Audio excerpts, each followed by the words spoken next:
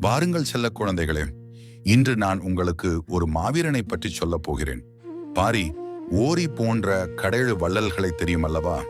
அவர்களுக்கு பின் அந்த எழுவரின் கொடைத்தன்மையையும் ஒரு சேர பெற்றவன்தான் இந்த நல்லியகோடன். அவன் ஓய்மா நாடு, இன்றைய திண்டிவனம் பகுதி எனும் பகுதியை ஆண்டு வந்தான். அவன் ஒரு சிறந்த வீரன் மட்டுமல்ல, தமிழை உயிராக நேசித்தவன். ஒரு முறை வறுமையில் வாடிய ஒரு சிறுபாணன், இசைக்கலைஞன், தன் குடும்பத்துடன் நல்லியகோடனிடம் சென்றான். அவன் சென்ற வழி கரடு முரடானது, வயிறு ஒட்டியிருந்தது. ஆனால் நல்லியகோடனை கண்டதும் அந்த பாணனின் கவலைகள் பறந்து போயின. மன்னா, என் இசைக்கு நீயே துணை என்று அவன் பாட, அந்த மன்னன் பொன்னையும் பொருளையும் வாரி வழங்கினான். வெறும் பொருளை மட்டும் கொடுக்கவில்லை, அவர்களுக்கு அறுசுவை உணவளித்து தன் அரண்மனையிலேயே தங்க வைத்து அழகு பார்த்தான்.